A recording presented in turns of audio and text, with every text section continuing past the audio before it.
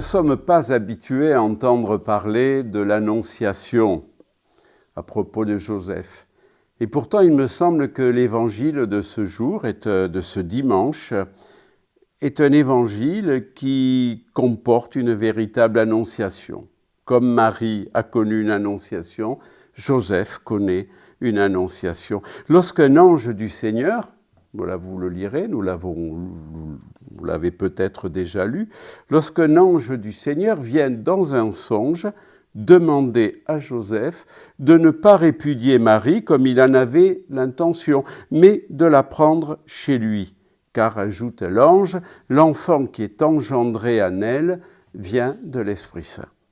Pour comprendre l'enjeu de cette véritable annonciation, il faut savoir que dans le judaïsme de l'époque de Jésus, les fiançailles étaient la première étape vers le mariage. Les époux, étant souvent adolescents, ont laissé couler un certain temps entre cette promesse d'engagement et l'arrivée de l'épouse au domicile du mari. Or, c'est durant cette période que Marie se trouva enceinte. Si Joseph avait suivi la loi, vous le savez, il aurait dû répudier publiquement Marie, et il est vraisemblable qu'elle aurait été lapidée. On est donc touché par la délicatesse de Joseph, qui ne veut pas dénoncer publiquement Marie, mais qui a décidé de la répudier en secret. C'est en cela qu'il est déclaré juste, non pas parce qu'il observe la loi de Moïse, auquel cas, je vous l'ai dit, il aurait dû dénoncer publiquement Marie, mais parce qu'il a conscience de se trouver en face d'un mystère qui le dépasse. Juste, il l'est aussi parce que tout au long des événements qui suivront, il s'efforcera d'accomplir la volonté de Dieu, en accueillant tous les événements futurs de sa vie comme autant d'invitations à accueillir et à se faire le serviteur du dessein de Dieu. Joseph, nous le savons, se trouvera ainsi embarqué dans une aventure bouleversante et mystérieuse à la fois, celle de l'abandon et de la confiance en une parole qui le dépasse, mais qui fera que sa paternité se réalisera au-delà, autrement, mais au-delà de ce qu'il pouvait imaginer. En effet, en donnant à l'enfant de Marie, comme l'ange lui invite, en donnant à l'enfant de Marie le nom de Jésus, c'est-à-dire le Seigneur sauve, Joseph ne l'accueillera pas seulement dans sa famille, mais il lui permettra d'entrer dans la grande famille des hommes.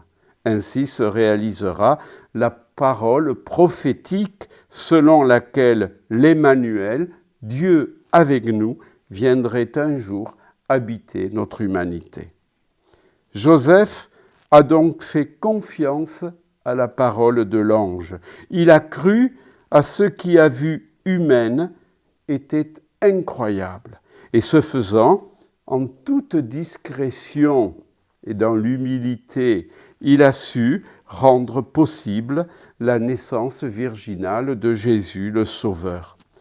Pour cela, il y aura fallu apprendre, certes, à faire confiance, mais aussi à s'effacer.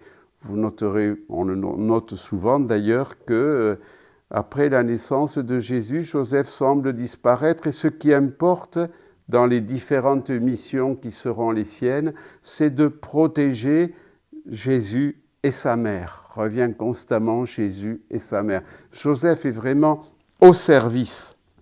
C'est en ce sens-là qu'il me semble que jamais homme ne sera davantage accompli dans sa grâce de Père que Joseph, qui s'efface devant celui qui de toute éternité au ciel et sur la terre est Père. Pourtant, jamais homme ne sera davantage accompli dans sa grâce de Père aussi, parce que toute la vie de Joseph sera désormais au service de Jésus. Nous aussi, comme Joseph, terminons ce temps de l'Avent en accueillant dans une contemplation aimante et silencieuse le plus grand mystère de l'histoire de l'humanité, la venue de Dieu dans le sein d'une femme. Oublions peut-être le tintamarre des grands magasins, les décibels des haut-parleurs des rues commerçantes. Faisons-nous, taisons-nous, et faisons de cette semaine un temps de silence et de méditation. Demandons aussi à Joseph qu'il intercède auprès de Marie et de Jésus pour qu'augmente notre foi et notre détermination à accueillir dans nos vies la volonté de Dieu, aussi surprenante soit-elle parfois, aussi dérangeante soit-elle aussi, non seulement à l'accueillir, mais aussi à la mettre en pratique.